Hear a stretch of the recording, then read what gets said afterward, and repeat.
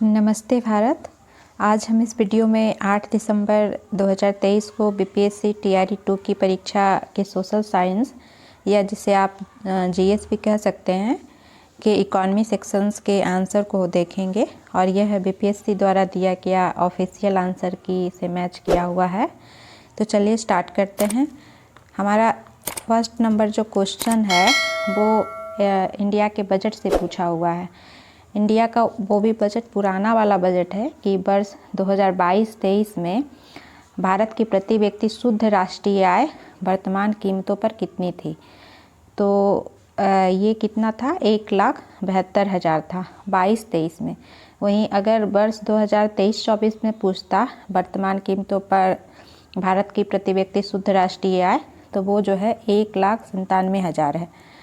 तो ये पिछला पूछा गया है, तो इस कारण से डेटा जो है थोड़ा पुराना पूछा गया है। और जब भी राष्ट्रीय आय की बात की जाती है तो एक तो वर्तमान कीमत पे होती है और एक जो होती है स्थिर कीमत पे होती है। तो ईयर है जो कि स्थिर कीमतों पर राष्ट्रीय आय निकाला जाता है, तो उसका बेस ईयर 2011-12 है। और जो वर्तमान कीमत पे राष्ट्रीय आय निकाला जाता है तो वो चालू वर्ष जो है चालू वर्ष की कीमतों पे निकाला जाता है। तो ये वर्तमान कीमतों पे पूछा जा रहा है 2022-23 का, तो 1,72,000 है। हम अगले क्वेश्चन को देखते हैं। अगला क्वेश्चन बेरोजगारी से रिलेटेड है कि भारत में बेरोजगारी का अनुमान लगाने के लिए बेरोजगारी का जो अनुमान लगाया जाता है, तो इसका अनुमान लगाने के लिए किस अवधारणा को राष्ट्रीय कौन सी ऐसी अवधारणा है जिसको राष्ट्रीय नमूना सर्वेक्षण संगठन द्वारा विकसित किया गया है।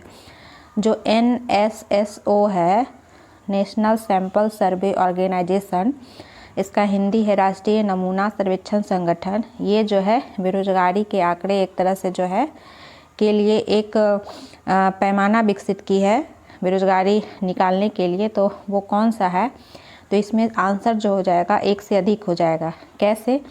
क्योंकि सामान्य स्थिति बेरोजगारी ये भी है, वर्तमान साप्ताहिक स्थिति बेरोजगारी ये भी अवधारणा को विकसित किया गया है। और जो वर्तमान दैनिक स्थिति बेरोजगारी है, इस अवधारणा को भी NSSO द्वारा विकसित किया गया है, जिसमें कि आप इंग्लिश इसका जो है उसे आप अच्छे से समझ सकते हैं। जो सामान्य स्थिति बेरोजगारी है, इसको यूजुअल स्टेटस जो कहते हैं US के द्वारा जो डिनोट करते हैं। जो वर्तमान साप्ताहिक स्थिति बेरोजगारी है, इसको करेंट वीकली स्टेटस से डिनोट करते हैं, CWS से डिनोट करते हैं। वहीं जो वर्तमान दैनिक स्थिति बेरोजगारी है, इसको CDS से डिनोट करते हैं, करेंट डेली स्टेटस। तो इन तीनों को जो है विकसित किया गया है, इन तीनों अवधारणा को विकसित किया गया है बेरोजगारी निकालने के लिए। अब हम आगे अगला क्वेश्चन देखते हैं। थर्ड नंबर क्वेश्चन क्या है कि भारत में पहले चरण में कौन से गरीबी उन्मूलन कार्यक्रम शुरू किया गया है। गरीबी उन्मूलन कार्यक्रम जो है पहले चरण में कौन सा शुरू किया गया है, तो ये एकीकृत ग्रामीण विकास कार्यक्रम है।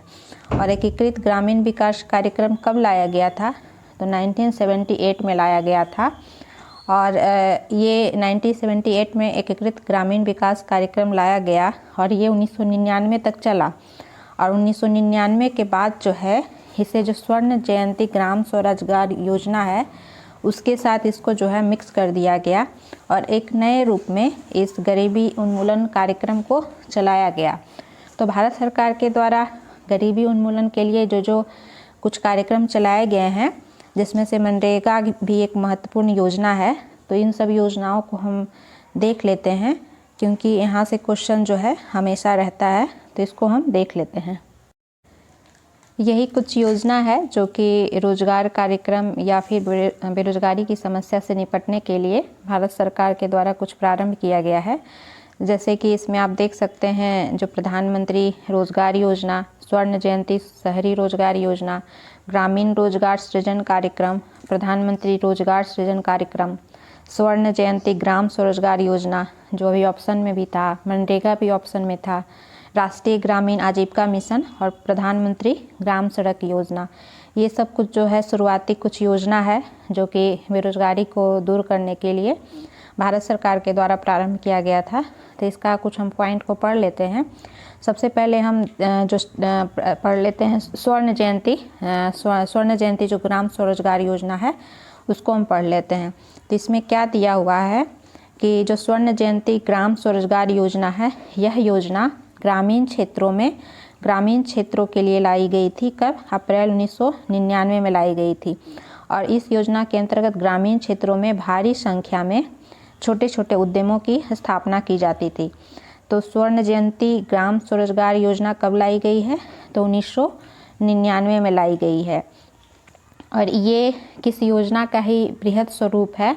तो जो हमने अभी पढ़ा योजना IRDP integrated rural development programme, एकीकृत ग्रामीण विकास कार्यक्रम, जो कि आंसर था। तो यही योजना जो है 1978 में लाई गई थी और इस योजना को 1999 तक जो है कंटिन्यू किया गया। और 1999 में जो है स्वर्ण जयंती ग्राम स्वरोजगार योजना लाई गई और इस योजना में ही IRDP को समाहित कर दिया गया और अन्य कुछ जो है योजनाओं को इसमें समाहित कर दिया गया। तो दोनों एक दूसरे से संबंधित है, IRDP और SGSY। अब हम कुछ आगे की योजनाओं को देखते हैं। एक योजना दिया हुआ है प्रधानमंत्री रोजगार योजना।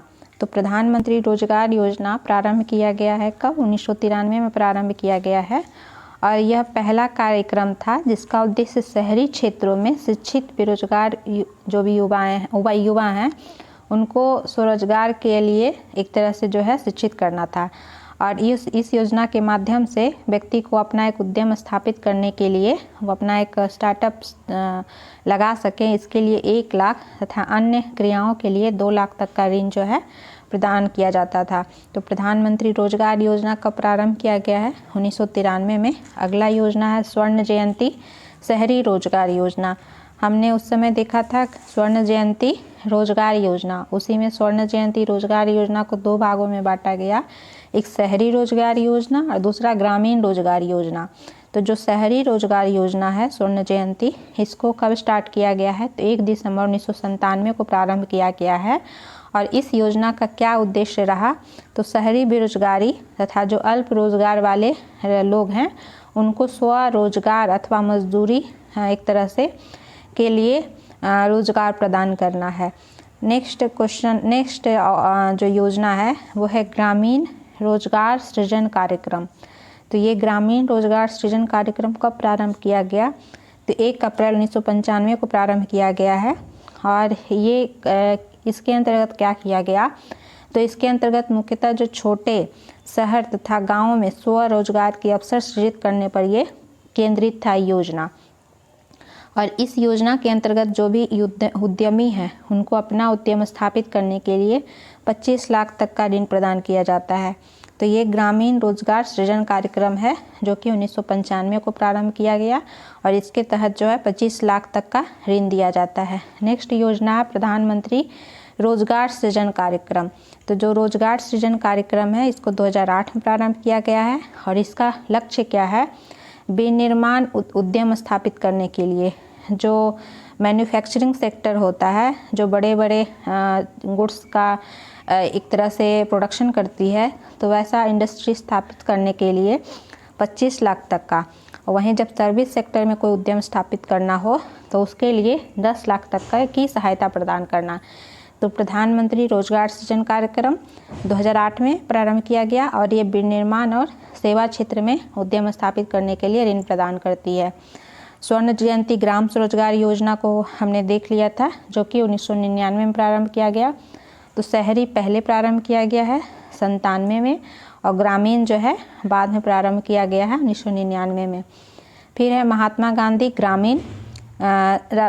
गांधी जो राष्ट्रीय ग्रामीण रोजगार गारंटी अधिनियम है, जिसे हम मनरेगा के नाम से भी जानते हैं, तो इसका प्रारंभ जो है 2005 में किया गया है। और इसके तहत क्या किया जाता है? तो ये जो योजना है इसके अंतर्गत वे सभी व्यक्ति जो न्यूनतम मजदूरी पर काम करने के इच्छुक हैं उन्हें 100 दिनों की न्यूनतम अवधि के लिए रोजगार दिया जाता है। तो इस तरह से जो है ग्रामीण क्षेत्रों में ये 100 दिनों की रोजगार गारंटी जो है मुहैया कराता है ये मनरेगा कार्यक्रम। अगला है राष्ट्रीय ग्रामीण आजीविका मिशन, NRLM से जो भी फेमस है। तो इसको हम आजीविका भी कहते हैं। ये जो NRLM है इसे हम आजीविका भी कहते हैं इस योजना को। और इसके तहत जो है क्या किया जाता है कि स्वरोजगार के अवसर देने की व्यवस्था की जाती है। और इसी NRLM का नाम बदलकर अब दीनदयाल अंत्योदय योजना कर दिया गया है। तो ये भी क्वेश्चन फ्रेम हो सकता है कि दीनदयाल अंत्योदय योजना किस योजना का पुराना नाम है। तो राष्ट्रीय ग्रामीण आजीविका मिशन का ही पुराना नाम है। फिर आगे है प्रधानमंत्री ग्राम सड़क योजना। तो प्रधानमंत्री ग्राम सड़क योजना को कब प्रारंभ किया गया है? तो ये 2000 में प्रारंभ किया गया है। और इसका उद्देश्य क्या है? तो इसका उद्देश्य है एक तरह से सड़क संपर्कता को अधिक से अधिक बढ़ावा देना। और इस सड़क संपर्क जो अधिक से अधिक सड़क का नेटवर्क बनाया जाएगा तो उस नेटवर्क बनाने में लोगों को रोज़गार मुहैया कराया जाएगा। तो इसके अंतर्गत रोजगार सृजन कार्यक्रम भी एक अंतर्निहित विषय है। प्रधानमंत्री ग्राम सड़क योजना जो कि 2000 में प्रारंभ किया गया है।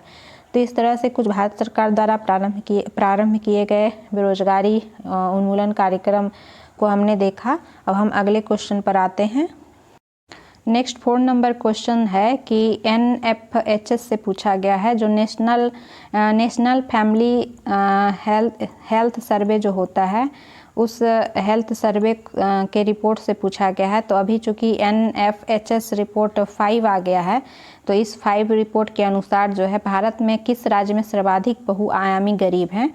मल्टी डायमेंशनल जो पॉवर्टी है वो सबसे ज़्यादा किस राज्य में है? तो ये बिहार में है। तो ये NFHS 5 का रिपोर्ट के अनुसार बिहार में सबसे ज़्यादा जो है बहुआयामी गरीब हैं। अगला क्वेश्चन भी इसी से है, बहुआयामी गरीबी जो सूचकांक है उसी से क्वेश्चन पूछा गया है कि भारत में बहुआयामी ग्रामीण गरीबी का प्रतिशत भाग 2019-21 में क्या था। जो मल्टी डायमेंशनल पॉवर्टी है उस पॉवर्टी में भी 2 पार्ट में, एक ग्रामीण गरीबी एक शहरी गरीबी। तो उसमें ग्रामीण गरीबी 2019-21 में क्या रहा तो ये पूछा गया है। तो ये 19.28 रहा है। तो चूँकि मल्टी डायमेंशनल पॉवर्टी से 2 क्वेश्चन पूछा गया तो हम इसके कुछ फैक्ट्स को देख लेते हैं कि जो MPI जो जारी किया गया था नीति आयोग के द्वारा, तो उसमें क्या क्या कुछ इम्पॉर्टेंट फैक्ट्स है उसको हम देखने का काम करते हैं।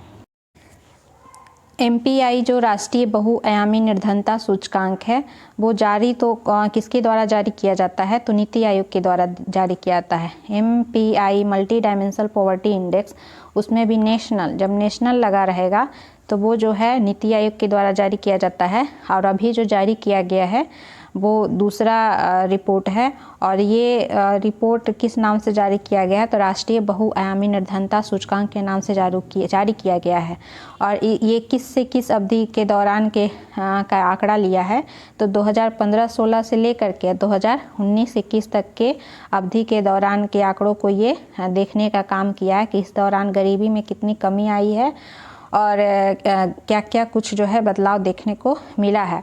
तो 2015-16 से 2019-21 की अवधि के दौरान जो है 13.5 करोड़ लोग, ये भी क्वेश्चन बन सकता है कि इस अवधि के दौरान कितने लोग जो हैं गरीबी MPI से मल्टी डायमेंशनल पॉवर्टी से जो है बाहर आए हैं।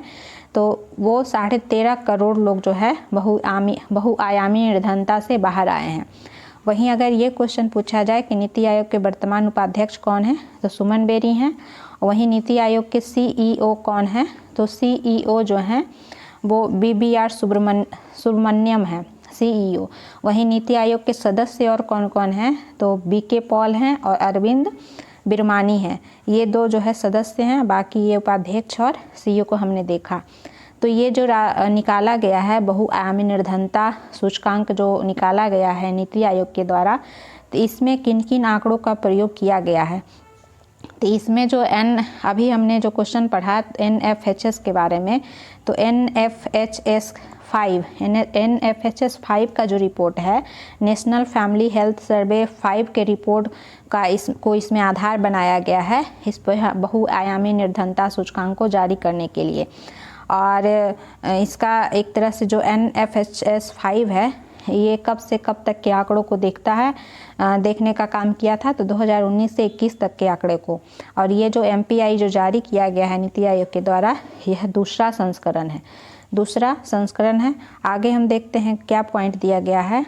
तो नीति आयोग तो जारी किया है इस राष्ट्रीय बहुआयामी निर्धनता सूचकांक को, लेकिन यह सूचकांक किसकी मदद से जारी किया है, तो संयुक्त राष्ट्र विकास कार्यक्रम जो UNDP है उसकी मदद से जारी किया है, और साथ ही साथ जो Oxford poverty and human development initiative है उसके साथ मिलकर तैयार किया है।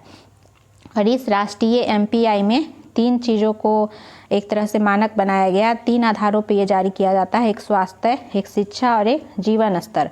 और ये 3 जो मानक है उसमें 3 मानकों में कुल 12 संकेतकों को शामिल किया गया है। इसको हम नीचे देखते हैं कि इसमें और किस 12 संकेतक नहीं है, 12 SDG लक्ष्यों को शामिल किया गया है।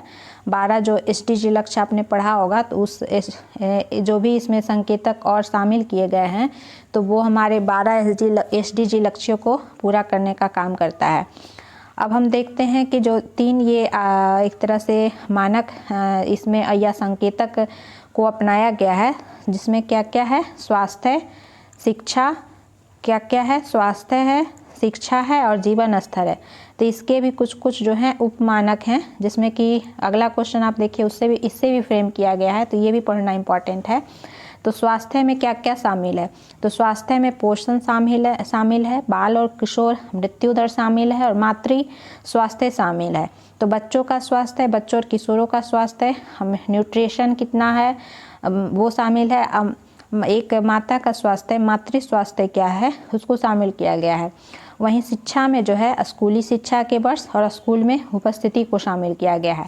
और जीवन स्तर में किसको किसको शामिल किया गया है, तो जीवन स्तर में रसोई गैस, स्वच्छता को, पेयजल को, आवास को, बिजली को, परिसंपत्ति को और बैंक खातों को शामिल किया गया है।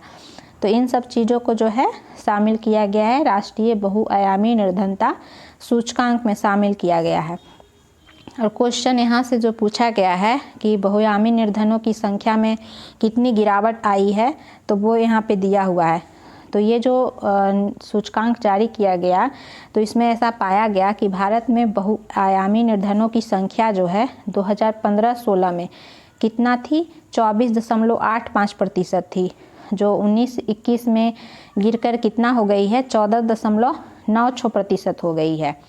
और यह कुल कितनी गिरावट देखी गई है, तो 9.89% की गिरावट देखी गई है। ये ओवरऑल में बात कर रहा है। क्वेश्चन पूछा गया है ग्रामीण निर्धनों की संख्या या प्रतिशत में गिरावट को, लेकिन अगर ओवरऑल पूछा जाए कि 15-16 से 19-21 में कितना गिरावट हुआ है, तो 15-16 में कितना परसेंटेज था, 24.85%, और 19-21 में कितना हो गया है, 14.96%। तो कितना का गिरावट हुआ, तो 9.89% का गिरावट हुआ है। वहीं जो है इसको अगर हम शहरी क्षेत्र, इसी आंकड़े को हम शहरी और ग्रामीण में बांट के देखें, तो शहरी क्षेत्रों में जो बहुआयामी निर्धनता का स्तर है वो 8.65%, यानी 15-16 में कितना था शहरी क्षेत्रों में गरीबी का प्रतिशत, तो 8.65%। वहीं 19-21 में गिरकर कितना हो गया है, तो 5.27% हो गया है। तो अभी तो ग्रामीण का पूछा, शहरी का पूछेगा तो ये हो जाएगा कि 15-16 में था 8.6% और 19-21 में कितना हो गया है, 5.27%। वहीं ग्रामीण क्षेत्रों में कितना रहा, तो ग्रामीण क्षेत्रों में बहुआयामी जो निर्धनता की तीव्रता है वो बहुत तेज़ी से गिरी है, जो कि 15-16 में 32.59% थी, वो घट करके कितनी हो गई है, तो 19.28% हो गई है। यहाँ पे ये जो दिया हुआ है 19.28% हो गई है। तो इसको हम यहाँ पे देखिए दिया हुआ है कि 19.28%, यही जो पूछा गया है। 15-16 में पूछता तो कितना था, 32.59%, और 19-21 में कितना हुआ है, 19.28%। बहुत ही जो है तीव्रता से बहुआयामी निर्धनता कमी है ग्रामीण क्षेत्रों में। फिर कुछ और पॉइंट देखते हैं इसमें क्या दिया हुआ है बहुआयामी निर्धनता के बारे में। ये तो कुछ मेंस के दृष्टिकोण से यहाँ पे दिया हुआ है। यहाँ पे देखिए दिया हुआ है कि जो NFHS 5 का रिपोर्ट जो जारी किया गया है, इसमें 2015-16 में जहाँ बिहार जो था सबसे अधिक MPI वाला राज्य था। MPI जब अधिक हो तो इसका अर्थ है कि वहाँ गरीबी अधिक है। तो सबसे अधिक MPI कहाँ था? बिहार में 51.89% था। वहीं 2019-21 में कितना हो गया है? 33.76% हो गया है। भले सबसे ज़्यादा कमी जो है एक तरह से देखने को मिली है बिहार में, लेकिन अभी भी सबसे अधिक MPI वाला राज्य कौन है? बिहारी है, जो कि 33.76% है। जो कि क्वेश्चन भी पूछा था कि सबसे अधिक MPI वाला राज्य कौन है? तो बिहार है, NFHS 5 के अनुसार भी। फिर आगे देखें, सबसे अधिक MPI में कमी जो है बिहार में देखी गई है, और दूसरे स्थान पे जो है मध्य प्रदेश है, और तीसरे स्थान पे उत्तर प्रदेश है। अगर परसेंटेज ना देख करके हम अगर देखें, निरपेक्ष जो आंकड़ों के अनुसार देखें, जनसंख्या के अनुसार देखें, तो वो सबसे अधिक MPI में कमी जो है उत्तर प्रदेश में देखी गई है। फिर हम आगे पढ़ते हैं कि इस तरह से हम देखें कि एक पॉइंट और बताया गया है कि जो मानव विकास संकेतक के आधार पर शिक्षा और स्वास्थ्य में जो 3 संकेतक इसमें लिया गया है, शिक्षा, स्वास्थ्य और जीवन स्तर। तो जब हम शिक्षा और स्वास्थ्य की बात करते हैं, तो शिक्षा और स्वास्थ्य में उत्कृष्ट प्रगति के कारण जो राज्यों में केरल और केंद्र शासित प्रदेशों में पुदुचेरी में बहुआयामी निर्धनता का स्तर सबसे कम है। तो MPI का स्तर कम होने का मतलब है कि वहाँ जो है स्थिति जो है प्रगति पर है, वहाँ स्थिति अच्छी है, गरीबी कम है। तो स्वास्थ्य और शिक्षा के आधार पर राज्यों में केरल और केंद्र शासित प्रदेशों में पुदुचेरी में MPI का स्तर सबसे कम है। अब हम अगला क्वेश्चन पढ़ते हैं। अगला क्वेश्चन क्या है कि जो भारत में बहुआयामी गरीबी में सुधार का क्या कारण है? तो बहुआयामी गरीबी से इस तरह से 3 क्वेश्चन पूछा गया, तो इसलिए हमने डिटेल को पढ़ा। तो क्या क्या सुधार का कारण है जो कि बहुआयामी गरीबी में हो सकता है सुधार का कारण? तो पोषण में सुधार भी है। अभी हमने पढ़ा कि कुल 3 संकेतक है जिसमें स्वास्थ्य, शिक्षा और जीवन स्तर था। स्वास्थ्य में भी वहाँ पर 2 मानक और दिए हुए थे, शिक्षा में भी 2 मानक और दिए हुए थे, और जीवन स्तर में भी 7 और जो है उपमानक दिए हुए थे। तो स्वास्थ्य पोषण में सुधार क्या था? स्वास्थ्य का एक उपमानक था, स्वच्छता भी एक मानक है जो कि जीवन स्तर का एक उपमानक था, और खाना बनाने का ईंधन जो रसोई है वो भी किसका मानक था? उपमानक। तो जीवन स्तर का उपमानक था। तो इस तरह से जो है 3 संकेतक के भी उपमानकों का ऑप्शन इसमें दिया हुआ है। तो डिटेल्स हमें पता होना चाहिए। तो ये तीनों हो जाएगा। तीनों जो है बहुआयामी गरीबी में सुधार का कारण रहा है, और इसमें प्रगति देखने को मिला है। पोषण में सुधार के लिए जो है भारत सरकार के द्वारा बहुत सारी योजनाएं, एनीमिया मुक्त भारत अभियान लाया गया। स्वच्छता के लिए भी बहुत सारी योजनाएं लाई गई, जिसमें स्वच्छ भारत मिशन आप कह सकते हैं। LPG को लाया, LPG के लिए जो है LPG लोगों को बांटा गया मुफ्त में। तो ये स्वच्छता, खाना बनाने के रसोई में उज्ज्वला योजना को आप रख सकते हैं। तो ये सब कुछ जो है लाया गया है, जो कि बहुआयामी गरीबी में सुधार का एक तरह से कारण बना है। तो इसलिए आंसर यहाँ पे जो है उपर्युक्त में से 1 से अधिक हो जाएगा। अब हम अगले क्वेश्चन पर आते हैं। तो अगला क्वेश्चन है 2021-22 में बिहार के GDP में किस क्षेत्र का सर्वाधिक योगदान रहा है? जो 3 क्षेत्रक होते हैं, प्राथमिक क्षेत्रक जिसमें कृषि आता है, द्वितीय क्षेत्रक जिसमें उद्योग आता है, और तृतीयक जो क्षेत्रक है उसमें सर्विस सेक्टर आता है। तो सर्विस सेक्टर का योगदान जो है सबसे अधिक रहा है 2021-22 में। फिर अगला क्वेश्चन क्या है 8 नंबर कि बिहार का 2021-22 में ऋण जमा अनुपात कितना था? ऋण जमा 22 में ऋण जमा अनुपात कितना था? तो ये तो आंकड़ों से संबंधित क्वेश्चन है और बजट का क्वेश्चन है, इकोनॉमिक सर्वे का बिहार का। तो ये 44.2% था। फिर 9th नंबर क्वेश्चन है कि कौन सा बिहार के मानव विकास से संबंधित है? तो मानव विकास से संबंधित है, इसमें से 1 से अधिक है। ऑप्शन हो जाएगा 1 से अधिक। क्यों 1 से अधिक होगा? क्योंकि पहला नंबर ऑप्शन क्या है कि 16 वर्षों में स्वास्थ्य एवं शिक्षा पर व्यय क्रमशः 11 गुना एवं 8 गुना बढ़ा है। तो जब स्वास्थ्य और शिक्षा पर खर्च किया जाए तो वो मानव विकास से ही संबंधित है। बिहार की जीवन प्रत्याशा जो है 69.5 वर्ष है, तो ये भी मानव विकास से ही संबंधित है। फिर है कि संस्थागत प्रसव 22% से बढ़कर 76.6% हो गया है। तो अभी हमने मानव विकास के कुछ पॉइंट को पढ़ा था। मानव विकास वो तो नहीं था, बहुआयामी गरीबी निर्धनता था, तो वो कहीं ना कहीं मानव विकास से ही संबंधित है। तो इसमें स्वास्थ्य, शिक्षा, जीवन प्रत्याशा ये सब आ जाएगा और ये इससे संबंधित है, तो ये मानव विकास से ही संबंधित है, इसलिए आंसर इसमें उपयुक्त से एक से अधिक हो जाएगा। फिर नेक्स्ट है 10 नंबर क्वेश्चन कि फसल गहनता से क्या समझते हैं। तो फसल गहनता का अर्थ है एक वर्ष की कृषि अवधि में एक ही खेत से कई फसलों को उगाना। ये फसल गहनता है कि एक ही कृषि अवधि हो लेकिन उसमें हम एक से अधिक जब फसल लगाते हैं तो उसे हम फसल गहनता कहते हैं। फिर नेक्स्ट है कि बिहार की वृद्धि दर 2021-22 में क्या थी। तो बिहार की वृद्धि दर जो ग्रोथ रेट है 2021-22 में वो 10.98% आकी गई है। फिर अगला क्वेश्चन है कि बिहार की 2022 में अनुमानित जनसंख्या क्या थी। 2022 का पूछ रहा है। 2022 की अनुमानित जनसंख्या जो है 12.49 करोड़ है।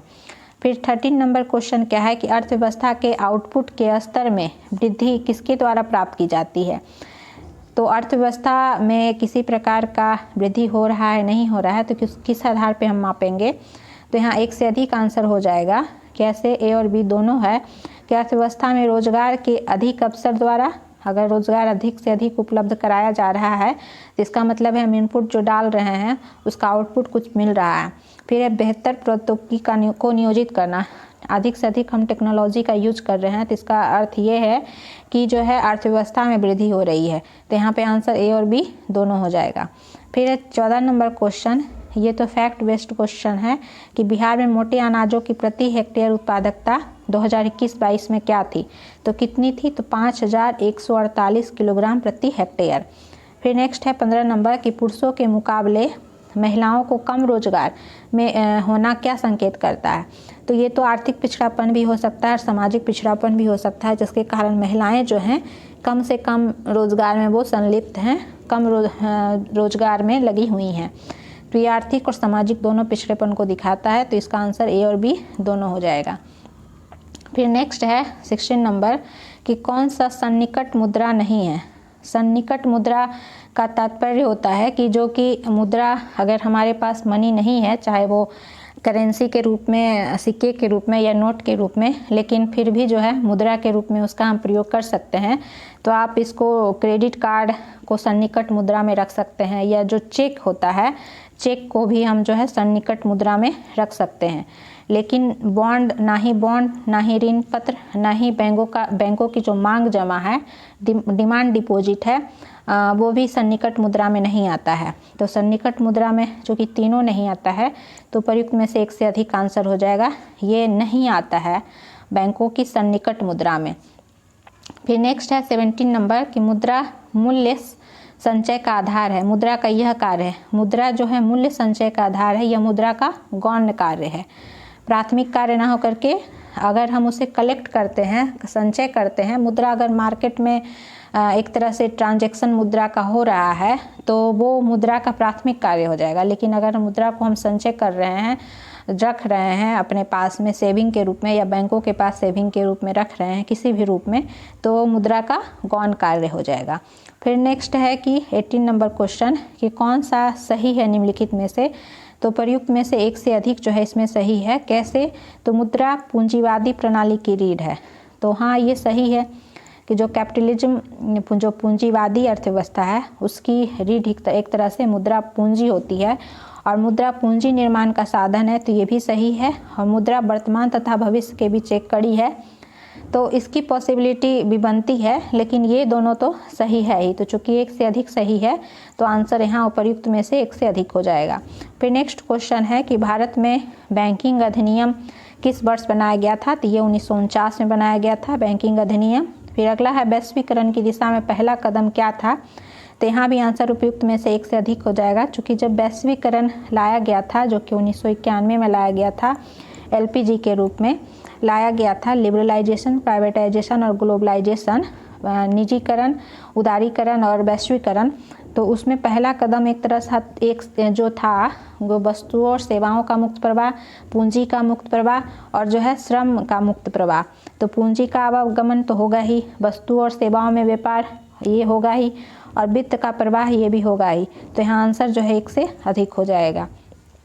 अगला क्वेश्चन है 21 नंबर जो है कि वाशिंगटन सहमति का मुख्य उद्देश्य क्या था। तो वाशिंगटन सहमति का मुख्य उद्देश्य था राज्य की स्वामित्व वाले कंपनियों का निजीकरण एवं उदारीकरण करना। ये है वाशिंगटन सहमति का आशय। फिर 22 नंबर क्या है कि राष्ट्र के लोगों के कौशल, विशेषज्ञता, ज्ञान में निवेश को क्या कहा जाता है। तो ये हम मानव पूंजी निर्माण कहेंगे कि जब हम अधिक से अधिक कौशल में खर्च करें, किसी विशेषज्ञता में को बढ़ाने में खर्च करें और ज्ञान में निवेश करें, तो हम कह रहे हैं ह्यूमन कैपिटल का जो है फॉर्मेशन हो रहा है, मानव पूंजी निर्माण हो रहा है। अगला क्वेश्चन है 23 नंबर कि विश्व उपभोक्ता दिवस कब मनाया जाता है। तो ये 15 मार्च को मनाया जाता है। ये सब तो फैक्चुअल क्वेश्चन है। फिर अगला क्वेश्चन क्या है, ये भी उपभोक्ता संरक्षण से ही रिलेटेड है कि उपभोक्ता संरक्षण अधिनियम जो 2019 में उपभोक्ताओं के विवादों के निवारण के लिए कितने स्तर की प्रणाली की परिकल्पना की गई है। तो ये त्रिस्तरीय प्रणाली की परिकल्पना की गई है। फिर अगला है 25 नंबर कि निम्नलिखित में से कौन सहकारिता का सिद्धांत नहीं है। तो जब हम सहकारिता की बात करते हैं, कोऑपरेटिव सोसाइटी की बात करते हैं, तो यहाँ पे मिलजुल कर काम करना एक तरह से होता है। तो सहकारिता जब होगा तो प्रजातंत्रीय नियंत्रण होगा ही कि वहाँ पे लोगों का जो है, चूँकि लोग मिलजुल कर काम कर रहे हैं, तो वहाँ पे प्रजातंत्रीय नियंत्रण कह सकते हैं कि लोगों का नियंत्रण होगा। और आपसी सहायता से स्वयं सहायता हम ये भी शामिल होगा।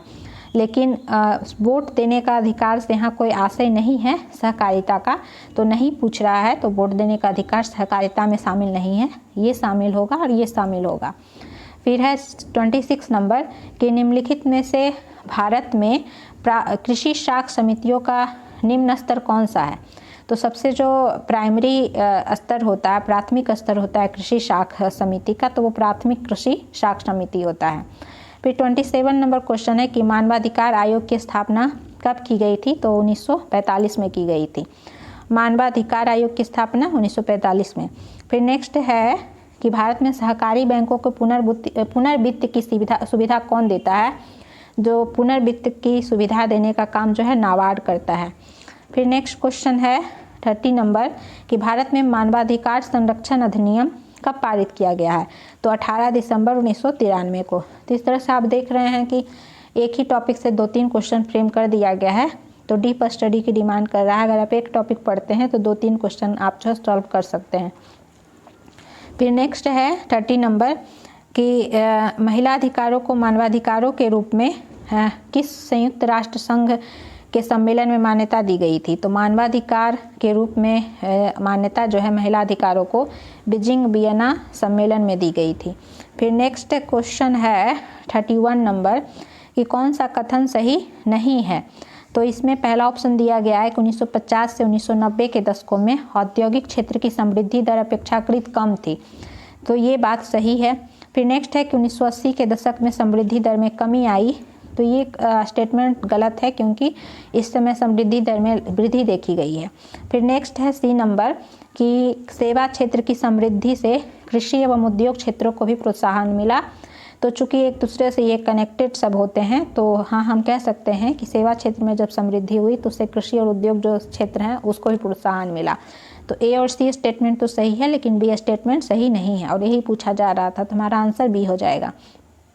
नेक्स्ट है 32 नंबर कि भारतीय अर्थव्यवस्था में जो 1991 के बाद किन सेवाओं में अपेक्षाकृत तेज समृद्धि हुई है। तो 1991 का जो एलपीजी लाया गया, उसके बाद जो है जो कम्युनिकेशन सर्विस है, कम्युनिकेशन और जो आईटी क्षेत्र था उसमें जो है काफ़ी वृद्धि देखने को मिली। इसी का जो है परिणाम अभी डिजिटल इंडिया के रूप में हम देख सकते हैं, या फिर डिजिटल विश्व को हम कह सकते हैं कि पूरा विश्व एक गांव हो गया है डिजिटल कम्युनिकेशन के कारण। तो जो संचार सेवाएं हैं, कम्युनिकेशन सर्विस है, उसमें काफ़ी वृद्धि देखने को मिली 1991 के बाद। फिर हम 33 नंबर क्वेश्चन क्या पूछा गया है कि हाल ही के वर्षों में भारतीय अर्थव्यवस्था के सेवा क्षेत्र में तेजी से समृद्धि का मुख्य कारण क्या है। तो जो सर्विस सेक्टर में जो बहुत अधिक वृद्धि देखने को मिली है इंडियन इकोनॉमी में, तो उसका कारण क्या है। यहाँ भी आंसर 1 से अधिक हो जाएगा। ये मांग पक्ष की ओर से समृद्धि को उत्प्रेरण की डिमांड जो साइड है उससे बहुत अधिक जो है बहुत अधिक डिमांड हुआ है, जिसके कारण इकोनॉमिक ग्रोथ देखने को मिला है। तो हाँ हम कह सकते हैं और उदारीकरण की भूमिका जो है उसने भी महत्वपूर्ण भूमिका निभाई है। जो उदारीकरण के नीति लाया गया 1991 में, उसके कारण भी सर्विस सेक्टर में तेजी आई है। तो ये दोनों तो होगा ही, इसलिए आंसर 1 से अधिक हो जाएगा। अगला क्वेश्चन क्या है 34 नंबर कि सकल घरेलू उत्पाद में 2021 में किस क्षेत्र का योगदान सर्वाधिक था। तो ये भी तृतीय क्षेत्र जो सर्विस सेक्टर है उसका योगदान जो है सर्वाधिक था 2021 में। नेक्स्ट है 35 नंबर कि बिहार के वित्त मंत्री विजय चौधरी ने 2023-24 के लिए कितने रुपए का बजट पेश किया। तो ये 2,61,885.40 करोड़ रुपया का जो है बजट 2023-24 में जो वित्त मंत्री हैं बिहार के विजय चौधरी उनके द्वारा पेश किया गया है। फिर 36 नंबर है कि विश्व निवेश रिपोर्ट जो अंकटाड द्वारा जो जारी किया जाता है उसके अनुसार भारत का प्रत्यक्ष विदेशी निवेश जो FDI है, FDI में क्या स्थान है भारत का। तो ये 7वां है। फिर नेक्स्ट है 37 नंबर कि कौन सा ऑटोमेटेड टेलर मशीन जो ATM का वर्गीकरण नहीं है। तो इसमें से 1 से अधिक हो जाएगा। क्यों? क्योंकि ATM का जो एक टाइप है वो वाइट लेवल ATM तो है लेकिन ब्राउन नहीं है, और बैंकों का अपना ATM ये भी नहीं है, तो इसलिए आंसर 1 से अधिक हो जाएगा। चूँकि नहीं पूछा है तो ATM का वर्गीकरण ये दोनों नहीं है, तो आंसर 1 से अधिक हो जाएगा। फिर नेक्स्ट है 38 नंबर, इसमें अम्मेलित को बताइए, पूछ रहा है कि कौन सुमेलित नहीं है। तो रिजर्व बैंक ऑफ इंडिया जो है अलग है।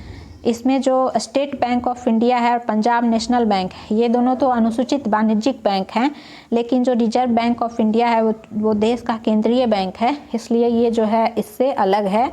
इसका नियंत्रण होता है इन सब बैंकों पर, अनुसूचित वाणिज्यिक बैंकों पर, तो ये बैंकों का बैंक कहलाता है, तो ये अलग है। और स्टेट बैंक ऑफ इंडिया जो SBI है, जो PNB है, ये अनुसूचित वाणिज्यिक बैंक है, तो ये दोनों एक हैं। फिर 39 नंबर हम देखते हैं कि वाणिज्यिक बैंक सामान्य रूप से ब्याज नहीं देते हैं। किस पर ब्याज नहीं देते हैं? जो अनुसूचित वाणिज्यिक बैंक होते हैं वो किस पर ब्याज नहीं देते हैं? तो डिमांड डिपॉजिट जो मांग जमा है उस पर ब्याज ये नहीं देते हैं। टाइम डिपॉजिट पर देते हैं, जो समय जमा है इस पर ये देते हैं, जिसको हम TD के रूप में जानते हैं, टाइम डिपॉजिट, जो लंबी अवधि के लिए होता है, फिक्स्ड डिपॉजिट भी इसे कहते हैं। अल्पकालीन जमाओं पर भी देते हैं, लेकिन जो डिमांड डिपॉजिट है, मांग जमा है, उस पर जो है बैंक ब्याज देने का काम नहीं करते हैं। फिर 40 नंबर क्वेश्चन है क्या कि रिजर्व बैंक ऑफ इंडिया को अर्थव्यवस्था में साख की पूर्ति को नियंत्रण करने की आवश्यकता होती है। क्यों? RBI जो है अनुसूचित वाणिज्यिक बैंक अधिक से अधिक अपने साख का विस्तार करे या ना करे, इस पर वो नियंत्रण रखते हैं। तो ऐसा RBI के द्वारा क्यों किया जाता है? क्योंकि RBI इसलिए ऐसा करती है कि ताकि जो अस्फीतिकारी स्थिति हो वो उत्पन्न नहीं हो, इन्फ्लेशन की स्थिति उत्पन्न ना हो, इसीलिए ये RBI के द्वारा किया जाता है। तो आंसर हो जाएगा कि साख में अनियंत्रित वृद्धि अगर होती है तो वो अस्फीतिकारी प्रभावों को यानी इन्फ्लेशन प्रभावों को जन्म दे सकती है, तो इसीलिए RBI के द्वारा ऐसा किया जाता है। तो इसका आंसर ये हो जाएगा। तो इस तरह से हमने जो है TRE 2 में जो 8 दिसंबर को पूछा गया है सोशल साइंस का क्वेश्चन, उसके इकोनॉमी वाले सेक्शन को हमने पढ़ा, उसके आंसर ऑफिशियल आंसर की को हमने देखा। फिर हम किसी इंपॉर्टेंट वीडियो के साथ मिलते हैं, तब तक के लिए धन्यवाद।